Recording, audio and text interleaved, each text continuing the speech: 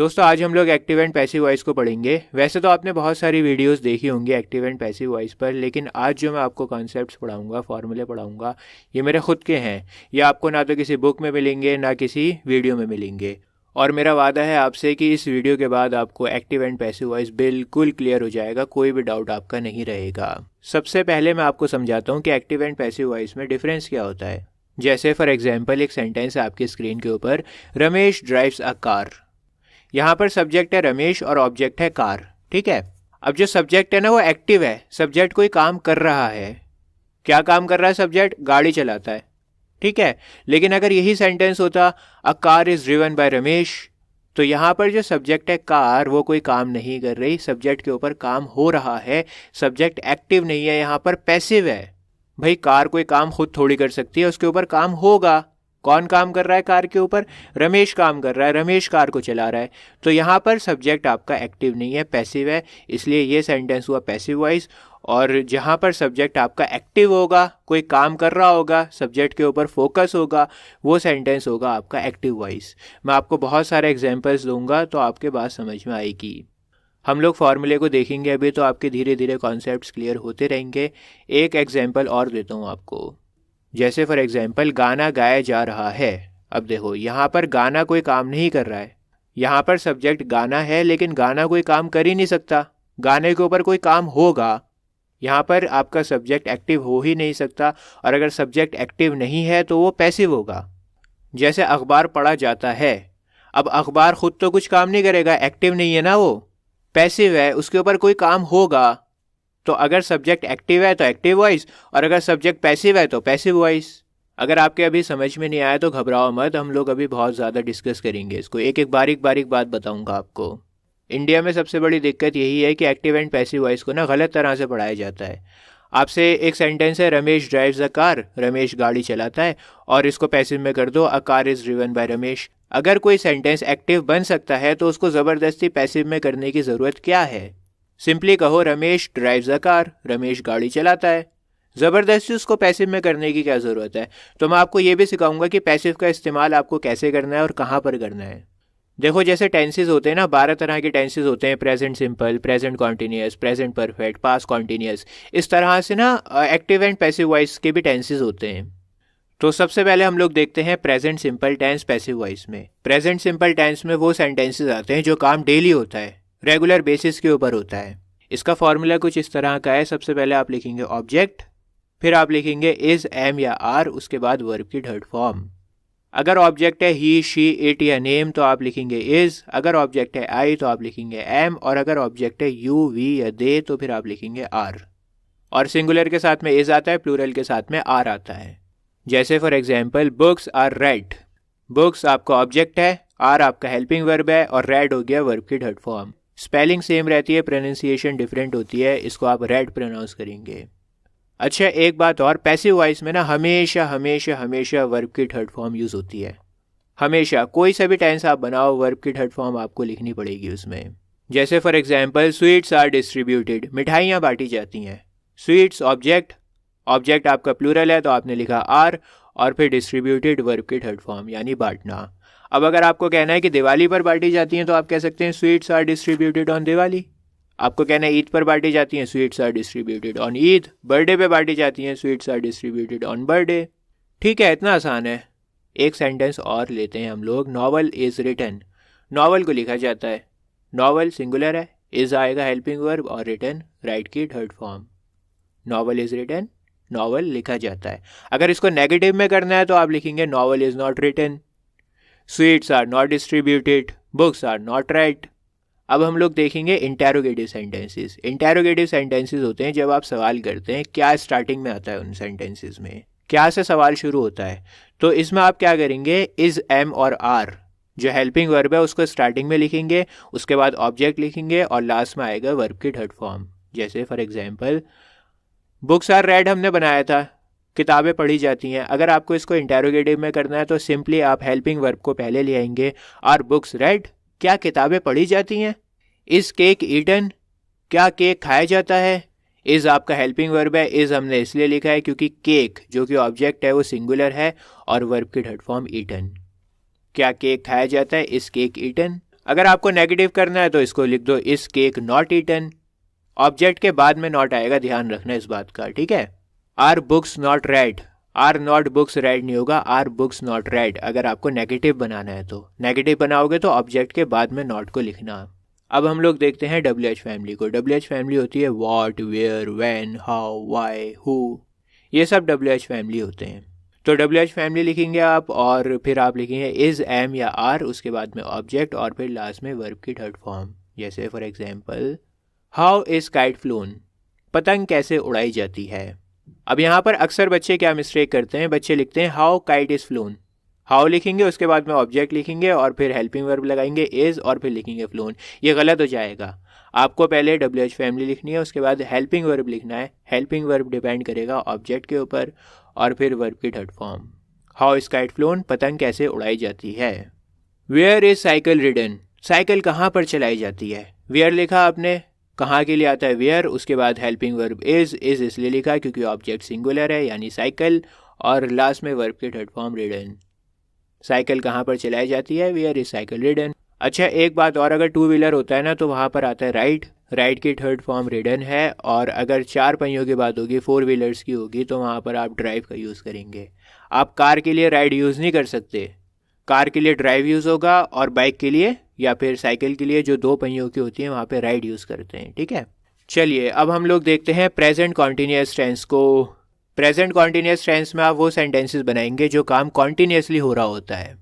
Present continuous tense का formula है, सबसे पहले आप लिखेंगे ऑब्जेक्ट, ऑब्जेक्ट के बाद इज, एम या आर, हेल्पिंग वर्ब रहेगा आपका, और फिर आप लिखेंगे बीइंग, BEING, बीइंग, और फिर वर्ब की थर्ड फॉर्म। जैसे फॉर एग्जांपल राजमा चावल इज बीइंग कुक्ड, राजमा चावल ऑब्जेक्ट हो गया, इज आपका हेल्पिंग वर्ब हुआ। हेल्पिंग वर्ब इज इसलिए लिखा है क्योंकि राजमा चावल सिंगुलर है, उसके बाद में हमने लिखा बीइंग और लास्ट में वर्ब की थर्ड फॉर्म कुक्ड। राजमा चावल इज बीइंग कुक्ड, राजमा चावल पकाए जा रहे हैं।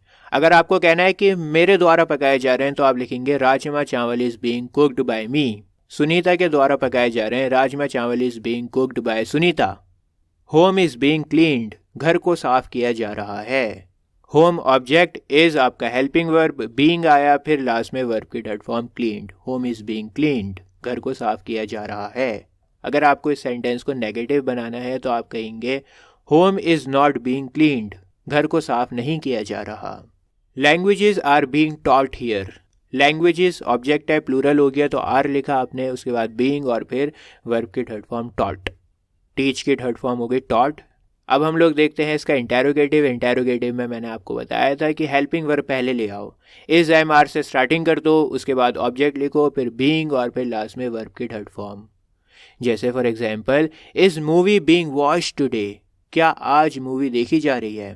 देखो मैं आपको एक ट्रिक समझा देता हूँ, अगर क्या से सवाल स्टार्ट हो रहा है तब आप हेल्पिंग वर्ब से स्टार्टिंग करोगे। जैसे ये सेंटेंस है क्या आज मूवी देखी जा रही है, क्या से स्टार्टिंग हो रही है ना। लेकिन अगर मैंने कहा आज खाने में क्या पकाया जा रहा है, यहाँ पर भी क्या आ रहा है, लेकिन इस सेंटेंस को आप हेल्पिंग वर्ब से स्टार्ट नहीं करोगे क्योंकि यहाँ पर क्या बीच में आ रहा है, और जब बीच में आएगा तो आप लिखेंगे what is being cooked today, आज क्या पकाया जा रहा है। अब ये छोटी छोटी सी ट्रिक्स हैं, जैसे जैसे आप प्रैक्टिस करते रहोगे ना इनकी तो फिर आपको इतनी ज़रूरत नहीं पड़ेगी, लेकिन स्टार्टिंग में जब आप सीख रहे होते हो तो बहुत काम आती हैं, बहुत आपका काम आसान कर देती हैं। तो अगर क्या से स्टार्ट हो रहा है तो हेल्पिंग वर्ब पहले आएगा।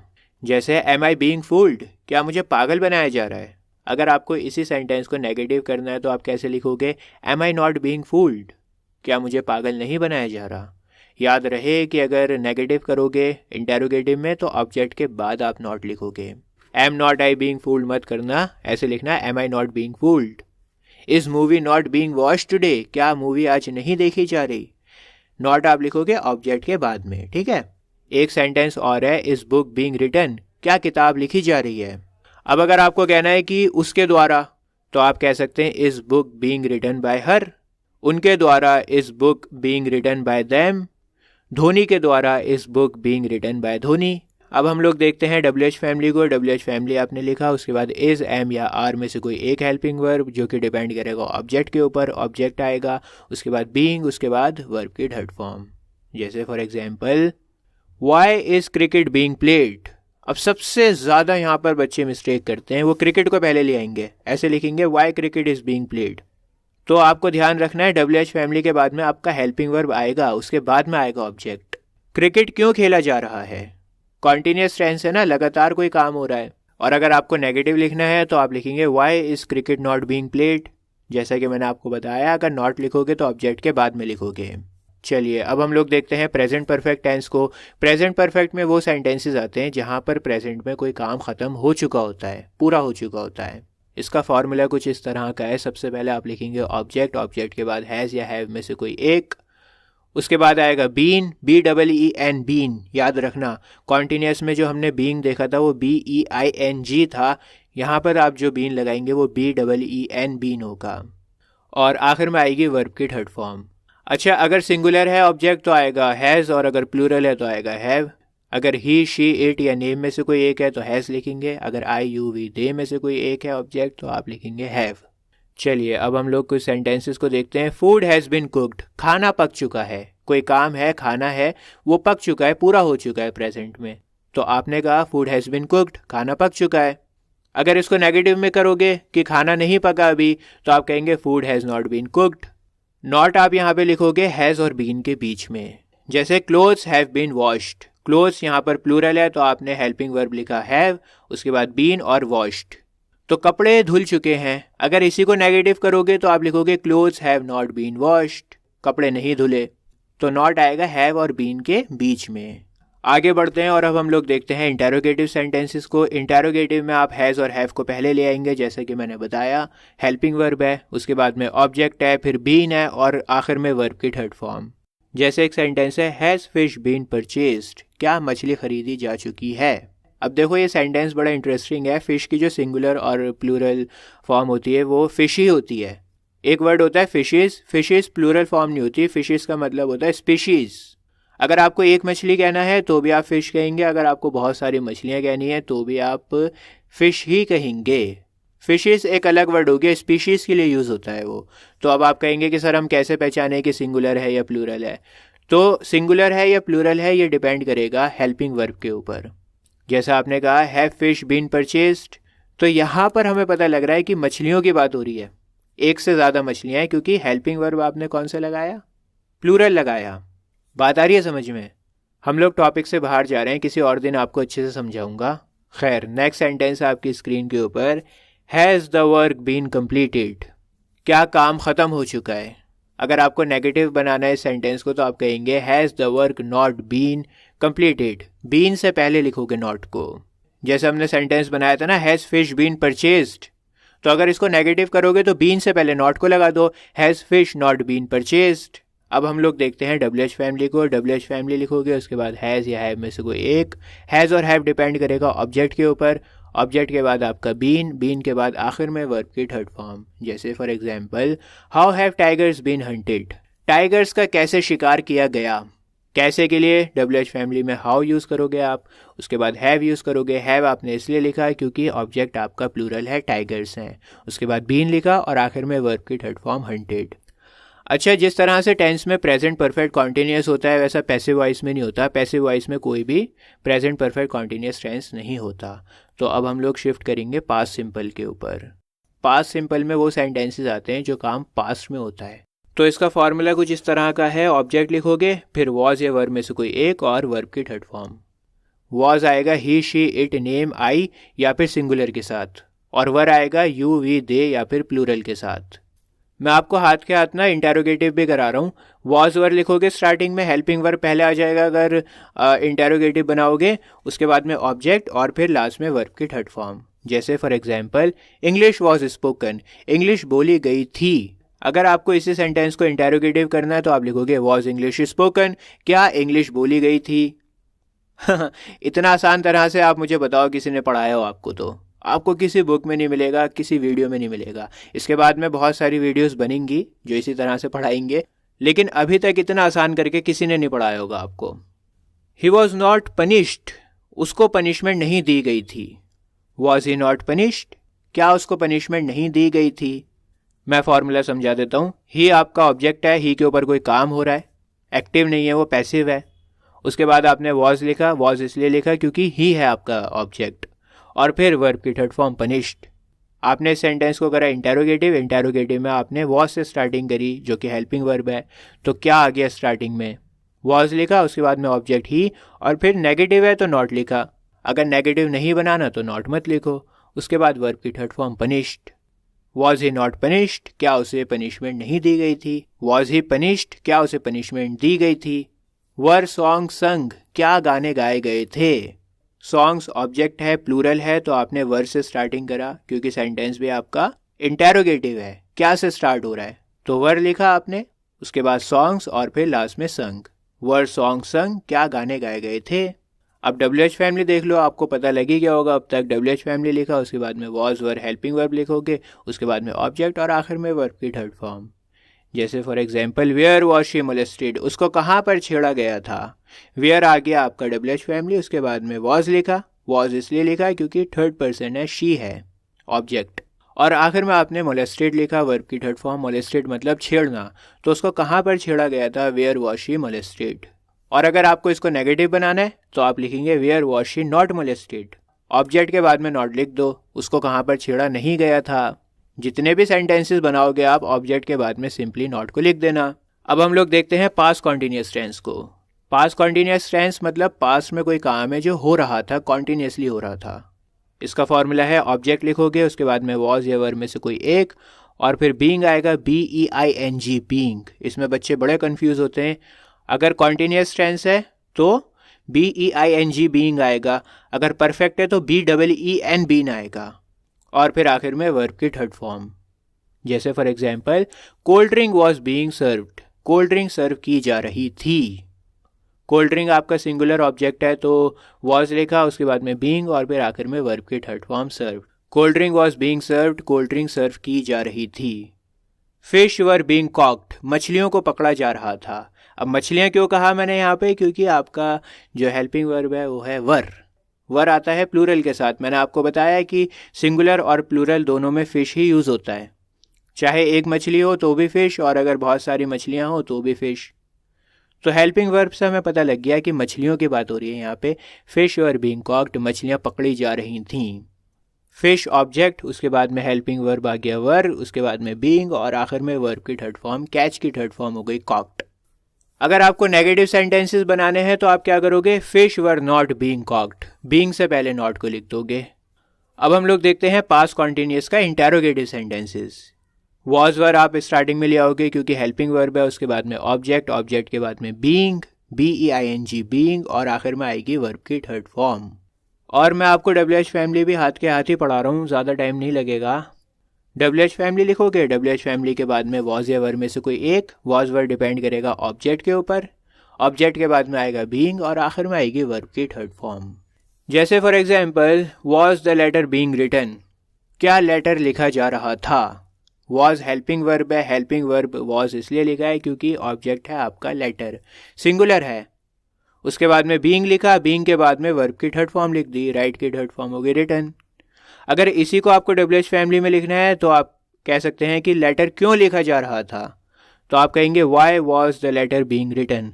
वाई WH फैमिली है, उसके बाद में हेल्पिंग वर्ब आपने वॉज इसलिए लिखा है क्योंकि लेटर ऑब्जेक्ट आपका सिंगुलर है, उसके बाद में बीइंग लिखा, और आखिर में वर्ब की third form written. Why was the letter being written, letter क्यों लिखा जा रहा था। नेगेटिव बनाओगे इसका तो कहोगे why was the letter not being written, being से पहले नॉट को लगा दो। Was the letter not being written, क्या लेटर नहीं लिखा जा रहा था, नॉट लगा दो बीइंग से पहले, बन गया नेगेटिव। अब हम लोग देखते हैं पास्ट परफेक्ट को। पास्ट परफेक्ट वो सेंटेंसेस होते हैं जब कोई काम पास्ट में ख़त्म हो चुका होता है, पूरा हो चुका होता है। यहाँ पर आप लिखेंगे ऑब्जेक्ट, ऑब्जेक्ट के बाद में हेड आएगा, ऑब्जेक्ट कुछ भी हो हेड ही यूज़ करना है आपको यहाँ पे। उसके बाद में बीन, बीन आप याद रखेंगे BEEN बीन वाला है। उसके बाद में वर्ब की थर्ड फॉर्म। जैसे ब्राइब हैड बीन गिवन, रिश्वत दी जा चुकी थी। ब्राइब होती है रिश्वत, तो ब्राइब लिखा, उसके बाद में हैड, उसके बाद में बीन, और आखिर में वर्ब की थर्ड फॉर्म गिवन। जैसे एक सेंटेंस है मिस्टेक हैड बीन कमिटेड, गलती की जा चुकी थी। मिस्टेक ऑब्जेक्ट है, उसके बाद में हैड है, फिर बीन आएगा, और आखिर में वर्ब की थर्ड फॉर्म कमिटेड। अगर नेगेटिव में लिखना है सेंटेंस को तो आप लिखेंगे mistake had not been committed, been से पहले नॉट को लगा देना। इसके बाद में इंटेरोगेटिव देख लो। इंटेरोगेटिव में हेल्पिंग वर्ब पहले आता है, मैंने आपको बताया, हेड आएगा पहले, उसके बाद में ऑब्जेक्ट आएगा, फिर बीन आएगा और आखिर में वर्ब की थर्ड फॉर्म। जैसे for example, had she been informed, क्या उसको इन्फॉर्म किया जा चुका था। हैड हेल्पिंग वर्ब है, क्या से सेंटेंस स्टार्ट हो रहा है, तो हैड लिखा, उसके बाद में ऑब्जेक्ट शी है, फिर बीन है और फिर वर्ब की थर्ड फॉर्म इन्फॉर्म्ड। सिंपल है यार। अगर इसको नेगेटिव करना है आपने तो बीन से पहले नॉट लगा दो। Had she not been informed, क्या उसको इन्फॉर्म नहीं किया जा चुका था। अगर WH फैमिली बनाना है तो WH फैमिली लिखो, उसके बाद में हेड लिखो, उसके बाद में ऑब्जेक्ट, फिर बीन आएगा और आखिर में वर्ब की थर्ड फॉर्म। जैसे for example, where had she been informed, उसको कहाँ पर इन्फॉर्म किया जा चुका था। वेयर WH फैमिली, उसके बाद में हेड, हेड के बाद ऑब्जेक्ट यानी शी, फिर बीन और आखिर में वर्ब की थर्ड फॉर्म इन्फॉर्म्ड। अच्छा, पैसिव वॉइस में ना पास्ट परफेक्ट कॉन्टिन्यूस नहीं होता है, तो हम लोग शिफ्ट करेंगे फ्यूचर सिंपल पर। फ्यूचर सिंपल में वो सेंटेंसेस आते हैं जो काम फ्यूचर में होना है आपका। इसमें आपका फॉर्मूला होगा ऑब्जेक्ट, फिर आप लिखोगे विल या शैल में से कोई एक। शैल आप यूज़ करते हैं आई और वी के साथ, सिर्फ आई और वी अगर ऑब्जेक्ट होगा तभी शैल यूज़ करोगे, बाकी सबके साथ में आप विल यूज़ करोगे। उसके बाद आप लिखेंगे बी और आखिर में वर्ब की थर्ड फॉर्म। जैसे for example, plants will be watered, पौधों को पानी दिया जाएगा। प्लांट्स ऑब्जेक्ट है, फिर विल आएगा, उसके बाद में बी आएगा और फिर वर्ब की थर्ड फॉर्म वाटर्ड। अगर आपको इस सेंटेंस को नेगेटिव बनाना है तो आप कहेंगे plants will not be watered. Will और बी के बीच में आप नॉट को लिखेंगे। अगर आपको इंटेरोगेटिव सेंटेंसेस बनाने हैं तो हमेशा की तरह हेल्पिंग वर्ब पहले ले आओ, विल और शैल से स्टार्ट करो, उसके बाद में ऑब्जेक्ट लिखो, फिर बी आएगा और फिर आखिर में वर्ब की थर्ड फॉर्म। जैसे अगर इस सेंटेंस को आप इंटेरोगेटिव बनाओगे तो आप कहेंगे विल प्लांट्स बी वाटर्ड, क्या पौधों को पानी दिया जाएगा। अब आप सवाल कर रहे हैं क्या पौधों को पानी दिया जाएगा, विल प्लांट्स बी वाटर्ड। अगर नेगेटिव बनाना है तो बी से पहले नॉट को लिख दो, will plants not be watered, क्या पौधों को पानी नहीं दिया जाएगा।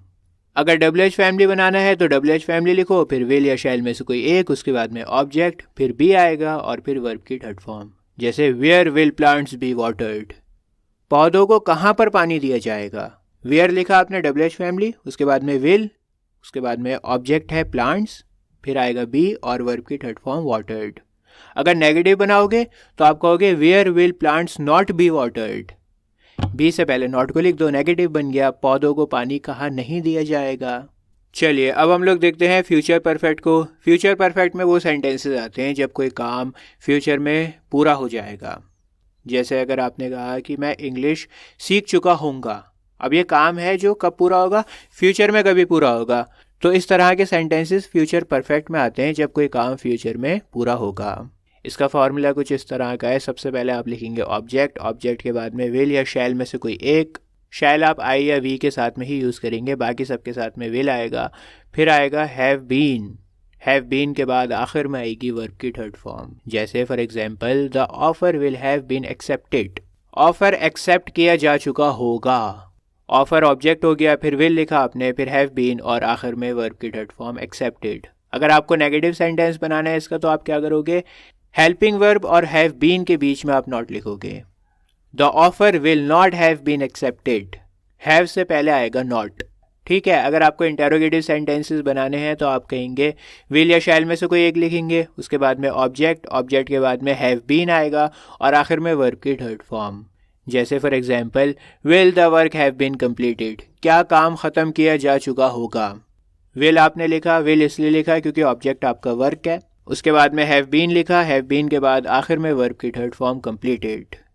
Will the work have been completed, क्या काम ख़त्म किया जा चुका होगा। WH फैमिली के सेंटेंसेस बनाने हैं तो WH फैमिली लिखोगे, उसके बाद में विल या शैल में से कोई एक, उसके बाद में ऑब्जेक्ट, ऑब्जेक्ट के बाद आएगा हैव बीन और आखिर में वर्ब की थर्ड फॉर्म। जैसे why will kites have been flown, पतंगे क्यों उड़ाई जा चुकी होंगी। वाई WH फैमिली, फिर आया विल, विल के बाद में ऑब्जेक्ट यानी काइट्स, फिर हैव बीन और आखिर में वर्ब की थर्ड फॉर्म फ्लोन, फ्लाई की third form flown. Why will kites have been flown, पतंगे क्यों उड़ाई जा चुकी होंगी। अगर आपको नेगेटिव बनाना है सेंटेंस को तो आप सिंपली हैव से पहले लिखेंगे नॉट को, why will kites not have been phloem.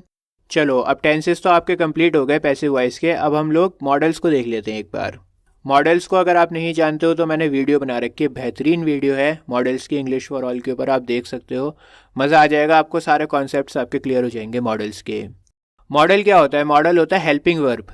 जिस तरह से is, am, are, has, have होता है ना, वैसे मॉडल भी ऑक्सिलरी वर्ब होता है, हेल्पिंग वर्ब भी होता है। ये होता है कैन, कुड, शुड, वुड। तो अगर पैसिव वॉइस में मॉडल्स को बनाएंगे तो सबसे पहले ऑब्जेक्ट आएगा, फिर मॉडल आएगा, उसके बाद में बी लिखोगे, फिर आएगी वर्ब की थर्ड फॉर्म। जैसे for example, kites can be flown, पतंगे उड़ाई जा सकती हैं। काइट्स ऑब्जेक्ट है, फिर मॉडल आ गया कैन, शुड भी आ सकता है, वुड भी आ सकता है, कोई सा भी मॉडल आ सकता है।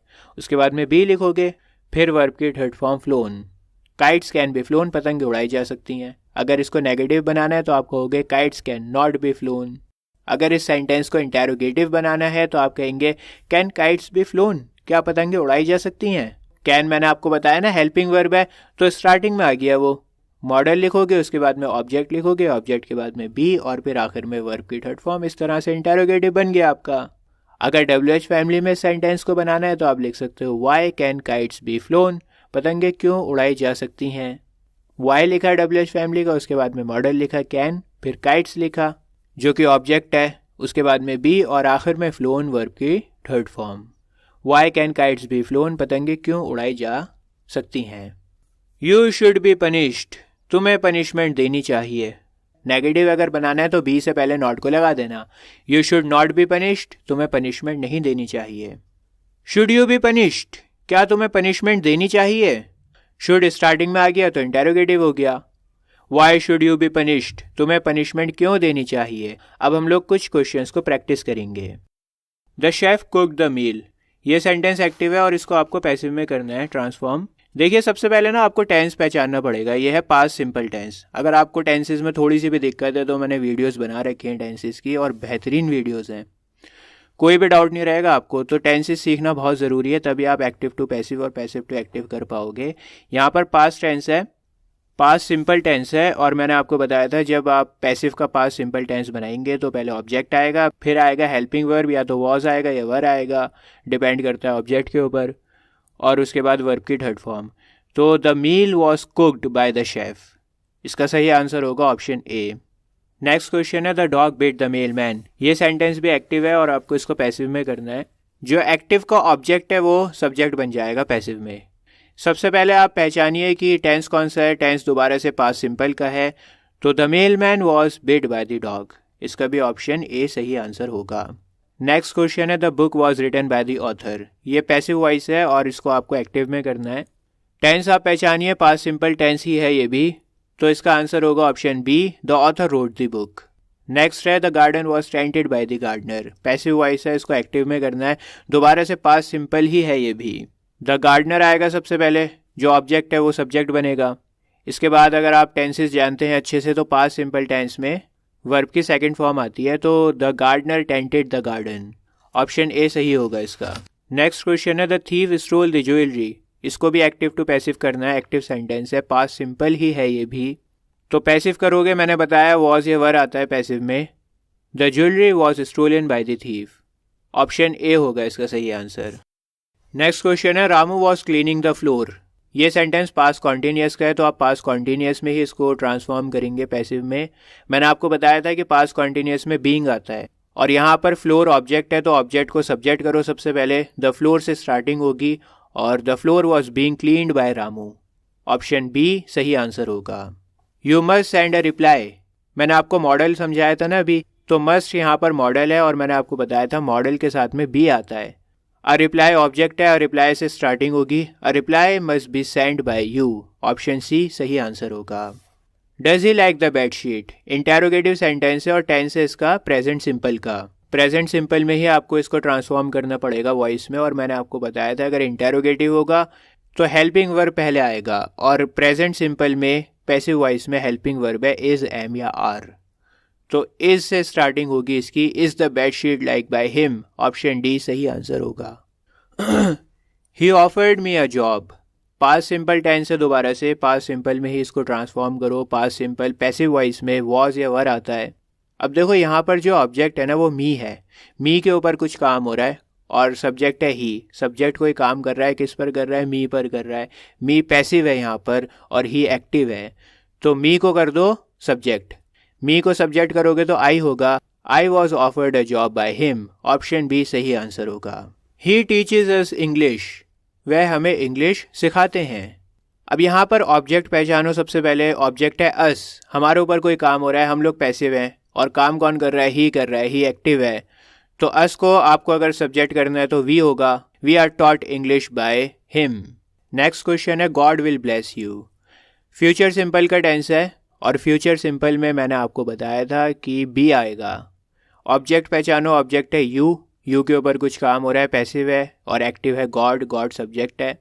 तो ऑब्जेक्ट को बनाओ सब्जेक्ट। सबसे पहले लिखो you, you will be blessed by God. Option C सही आंसर होगा।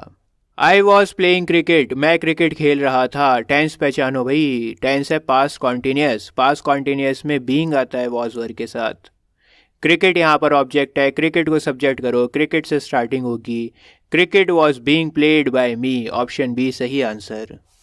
तो दोस्तों उम्मीद है मुझे आपको आज की वीडियो से बहुत कुछ सीखने को मिला होगा। अभी आपकी स्क्रीन के ऊपर एक प्लेलिस्ट आ रही है, इस प्लेलिस्ट पर आप क्लिक करो। इतनी आसान करके ग्रामर किसी ने नहीं समझाई, बहुत ही आसान करके मैं आपको सारी ग्रामर समझा रहा हूँ।